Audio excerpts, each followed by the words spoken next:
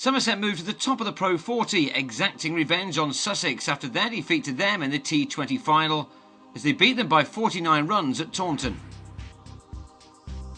Justin Langer lost the T20 match after choosing to field, so he decided to bat this time, and he was rewarded for that, as his openers Marcus Trescothick and Craig Kieswetter started brightly with an opening partnership of 69, scored at 7 runs per over. A slower ball from Luke Wright did for Trescothick on 36, caught at mid-on by Murray Goodwin. Kieswetter went 5 overs later for 45, by which time the total had moved on to 86, Wright again with the wicket. Trescothick's dismissal didn't lead to the kind of collapse that hit Somerset on Saturday evening in Birmingham, as Xander de Brain, who was out of sorts in his innings in the T20 final, played some superb shots to keep the scoreboard ticking over. Somerset's strength in batting was confirmed as Langer dropped himself down the order, and James Hildreth started to find the boundary. He was not at his very fluent best, but they kept up a reasonable rate against the dangerous Sussex attack, which had caused so many problems in the really short game. De Brain was striking the ball the better of the two, as he passed 50 made off 52 balls. The score moved up to 177 in the 32nd over, with both batsmen well set, so getting the scalp of Hildreth, caught at long off, was important. He made 45.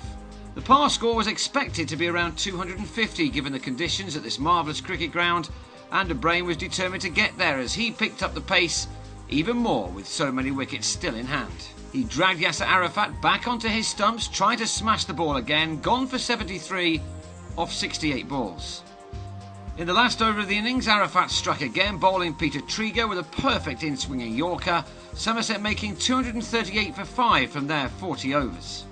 It seemed a gettable score, but Sussex didn't get the good start they required, as Arul Sapaya, opening the bowling, took the wicket of Rory Hamilton-Brown for 13, and Wright was legged before first ball. It was an inspirational decision by Langer.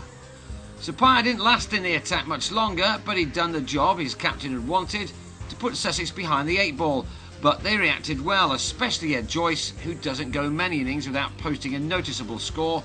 He looked in prime form, playing some delightful shots, but he was going to need support, something that Goodwin couldn't give him, as he perished on 14, superbly taken behind by Kieswetter, a keeper who played a very significant role. Michael Yardy's first ball may have been a wide, but it led to a mesmerising stumping by Kieswetter. Sussex was 61 for 4, but above the rate required, and with Joyce going well. That became 72 for 5 as Dwayne Smith was unable to repeat the T20 heroics, as he slashed the ball straight to cover on 2. Next out was Chris Nash. He was stumped, a much easier job this time for the wicketkeeper. Nash made 16 and Sussex were 109 for 6 and now behind that rate. Andy Hodd helped to add a further 32 in 6 overs when Kieswetter struck again behind the stumps when Hodd had made 17. It was now looking like a tough ask, but Joyce must thrive on battles, as all good players do, and he continued to bat sublimely, picking up the tempo as he did so. He would need to score a big 100 if Sussex were going to pull this off. Arafat clubbed to long on to go on 12, leaving it side, still needing 66 from just short of 8 overs. The wickets were vital and Will Beer went 2, trying to hit his second maximum, leaving the last 2 to score 51 to win in 27 balls. Sussex managed just one of them before Joyce was last man to go after a memorable innings. Amongst all the wickets, he'd hit 94 and taken only 108 balls. So Sussex slipped to their first defeat in this season's Pro 40, while Somerset moved to the top of the table.